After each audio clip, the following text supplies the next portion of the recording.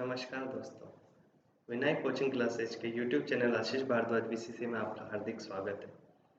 तो दोस्तों, जैसा कि हम सभी को पता है कि 16 अक्टूबर 2022 को RSCIT का एग्ज़ाम होने जा रहा है। तो आज हम आपको सबसे पहले ये बताना चाहेंगे कि उस एग्ज़ाम का जो ओमआर सीट है वो कैसे आती है, प्लस उस एग्ज़ाम का क्या पैटर्न है, ये सब चीज़ हम आपको बताना चाहेंगे। तो आज की हमारी क्लास में सबसे पहले वो क्लास होगी कि उसमें आपको ओमआर सीट को कैसे भरना है, ओमआर सीट कैसे है कि आपको उससे कैसे क्या उसमें कहाँ पे क्या भरना है और कितना आपको उसमें क्या है, माइनस मार्किंग है या नहीं है, ये सब चीज़ें हम आपको बताएंगे। तो आइए आज की क्लास में हमारे साथ जुड़िए। RSCIT के एग्ज़ाम के लिए स्पेशल क्लास है ये, तो प्लीज़ देखना ना भूलें,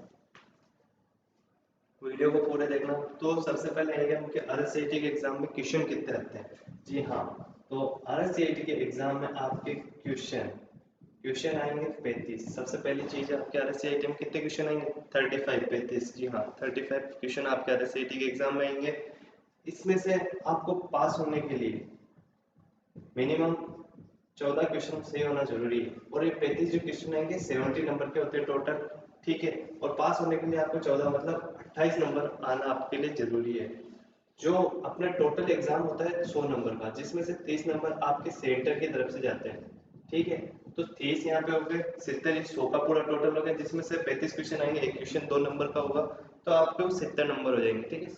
फिर उसके बाद में आपको पास होने के लिए चाहिए 14 क्वेश्चन। जी हाँ, 14 क्वेश्चन सही होंगे तो आप पास होंगे, और उनका टोटल होता है 28, ठीक है। तो ये आपके पासिंग मार्क्स होना जरूरी है। अब इसमें दूसरी चीज होती है कि इसमें नेगेटिव मार्किंग नहीं होती है, नेगेटिव मार्किंग नहीं है। क्या है, या आपके माइनस मार्किंग 1% नहीं है, तो आपको सारे क्वेश्चन करना अनिवार्य है। ये चीज आप ध्यान में रखना है कि आपको सारे क्वेश्चन करना अनिवार्य है, कोई भी क्वेश्चन नहीं छोड़ना है, कुछ भी है वो पढ़ना है, पर पढ़ना जरूर है, क्योंकि RSCIT में नेगेटिव मार्किंग नहीं होती है। तो आपको 35 के 35 क्वेश्चन करना जरूरी है, ये चीज आप ध्यान में रखना। तो सबसे पहले चीज होती है, एग्जाम का पैटर्न होता है कि आपके 100 नंबर का पेपर होता है, जिसमें से 30 नंबर सेंटर की तरफ से जाते हैं। उसमें फिर आपके 70 नंबर का पेपर होता है, जिसमें 35 क्वेश्चन आते हैं। 35 क्वेश्चन में आपके पास होने के लिए 14 क्वेश्चन अनिवार्य होते हैं, करने सारे हैं 35 के 35 क्वेश्चन करना जरूरी है आपको। पर उसमें पास होने के लिए 14 क्वेश्चन कम से कम सही होना जरूरी है, अन्यथा पास नहीं होंगे। उसके लिए 28 नंबर आपको मिलते हैं। तो ये होता है मेन एग्जाम का पैटर्न, ठीक है। ये तो हो गया आपके पास होने का मैटर कि आप पास करते क्वेश्चन से हो गए 14 क्वेश्चन से, मतलब 28 नंबर आपके होना जरूरी है। तो अब अपन नेक्स्ट आएंगे, नेक्स्ट किस चीज पे आएंगे, हम नेक्स्ट आते हैं अपन ओएमआर पे। ये क्वेश्चन होता है ओएमआर पे, होता है ये पूरा पेपर आपके। तो सबसे पहली चीज आती है ओएमआर। अब बहुत से बच्चे क्या होते हैं कि न्यू फ्रेशर होते हैं, तो ओमआर शीट बनना नहीं जानते हैं। उनके लिए मैं बताता हूँ स्पेशली कि सबसे पहले वो आपको पूछेगा जो ओमआर होती है अपने RSCIT के आपके, उसके बारे में आपको डिटेल पूछेगा। तो ओमआर शीट में एक तो आपके रोल नंबर होना जरूरी है, एक आपके RSCIT के रोल नंबर होना जरूरी है, उसके अदरवाइज आपके सेंटर कोड आपको पता होना चाहिए। सेंटर कोड अगर आपको नहीं भी पता हो तो भी आप उसमें एडमिट कार्ड में आपके देख सकते हो, रोल नंबर आप उसमें देख सकते हो। आपका जो रोल नंबर है वो एग्जिट सही होगा तो ही आपकी काम मान्य होगी, वरना आपके मान्य नहीं होगी। फिर उसके बाद में आपके ओमार शीट में, उसमें आपकी जो ओमार है उसमें 35 क्वेश्चन, तो 35 के गोले गोले होंगे। तो ऐसे करके अपने पास टोटल आपको पूरा मैं जो ओमार शीट के विश्लेषण करना चाहूँगा। तो सबसे पहले आता है अपने बॉक्स आता है इस साइड में रोल नंबर। रोल नंबर का पहला जो बॉक्स आता है वो आता है रोल नंबर का। तो रोल नंबर में इसके नीचे आपके यहाँ पे बॉक्स में डिजिट लिखे हुए होते हैं। पहले तो अपन को डिजिट लिखना है कि मेरा नंबर है 2 3 5 6, ठीक है, 2 3 4 5 6 ये। अब इनके नीचे जो गोले होंगे, ठीक है, आपको ना वहाँ पे आगे डिजिट लिखे होंगे, ठीक है। तो आपको ये जो गोले हैं इस तरीके से गोले होंगे आपके, ठीक है। अब जैसे कि टू दो दो है, तो दो के नीचे वाला आपको गोला भरना है, ये ध्यान रखना। ओमर सीट भरते समय इस चीज का ध्यान रखना, गोला पूरा भरा होना चाहिए, आधा भरा होगा तो आपका कैंसिल हो जाएगा। अब ये तीन है तो दो के नीचे वाला नहीं, तीन वाली लाइन में जो तीन के नीचे वाला गोला है वो आपको भरना जरूरी है। फिर उसके बाद में चार के नीचे वाला गोला भरना जरूरी है, ये चार के नीचे वाला गोला भर दिया अपन ने, ठीक है। फिर पांच वाला गोला भरना जरूरी है, ये पांच वाला गोला भर दिया अपन ने। फिर छह वाला गोला, ऐसे करके आपको गोले भरने हैं। ये ठीक, ये पहला आपके गोला हो गया। फिर उसके बाद में आता है उसके परीक्षा केंद्र। यहाँ पे जो अगला जो होगा उसमें परीक्षा केंद्र कोड पूछेगा वो आपसे। क्या पूछेगा? परीक्षा केंद्र कोड। ये शॉर्ट में लिख रहा हूँ मैं आपको। अब जो भी कोड है 015, तो वो जीरो अपन ले लेते हैं 02। ये आपके RCIT के एडमिट कार्ड में भी लिखा होगा परीक्षा केंद्र कोड, तो आपको सेम वही पैटर्न यूज करना है, उनके नीचे वाला गोला भी भरना है। ठीक है, 0 है तो 0, 1 के नीचे 1 वाला गोला और 2 के नीचे 2 वाला गोला, इस तरीके से फिर वो कोड भरना है।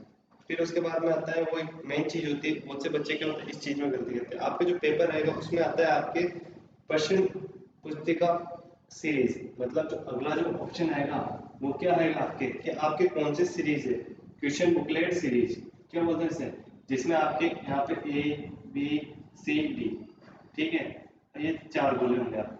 तो अब आपके जो पेपर में देखना है कि आपको कौन सा क्वेश्चन मिला है, कौन सा क्वेश्चन पेपर सीरीज मिली है। आपको सपोज करो सी मिली है तो सी वाली भरनी है, तो सी वाला बोला। अगर आप यहाँ पे अगर डी भर देते हो तो भी आपका पूरा पेपर खत्म है, कोई मतलब नहीं रहेगा आपकी। फिर वो सी के अकॉर्डिंग आपकी बुक चेक होगी तो आप उससे फेल होगे। बहुत से विद्यार्थी यहाँ पे भी बहुत ज्यादा गलती करते हैं। तो क्वेश्चन सीरीज ध्यान से देख के पढ़ना, आप ये अनिवार्य है देख के पढ़ना।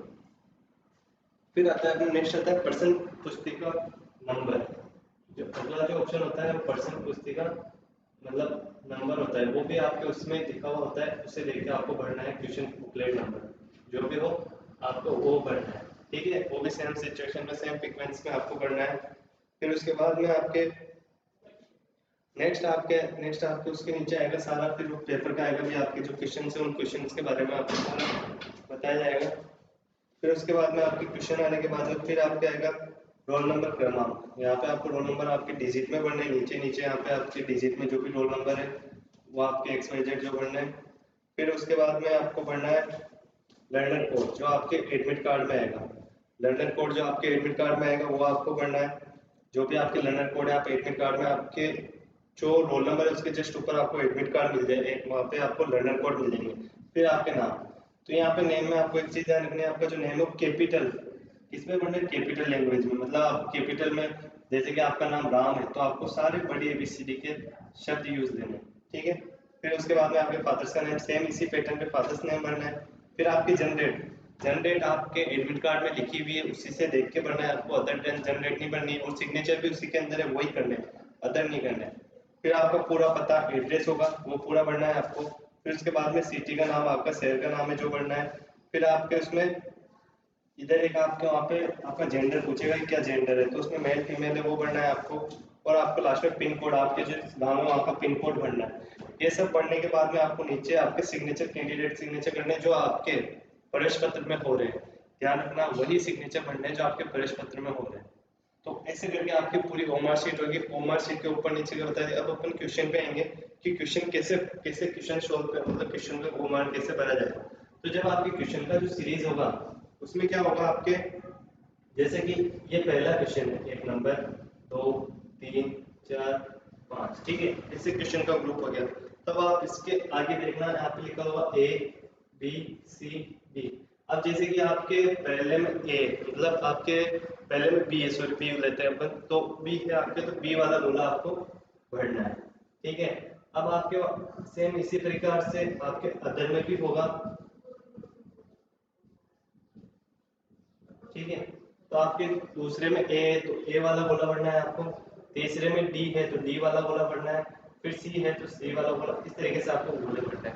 ध्यान रखिए गोला आपको पूरा भरना है, पूरा गोला भरोगे तभी मान्य है। इस तरीके से मैं अभी पूरा गोला भर रहा हूँ, आप देखना, तो ये मान्य है। अगर आप आधा गोला भरते हो इस तरीके से तो ये गलत है। और अगर आप क्वेश्चन में 2 गोले भरते हो एक साथ तो ये भी गलत है। ये चीज ध्यान रखना, किसी भी क्वेश्चन में डबल गोले नहीं भरने हैं। अगर आप 2 गोले भरोगे तो कैंसिल होगा। ये वाला गोला सही है, ये गलत है और ये भी गलत है।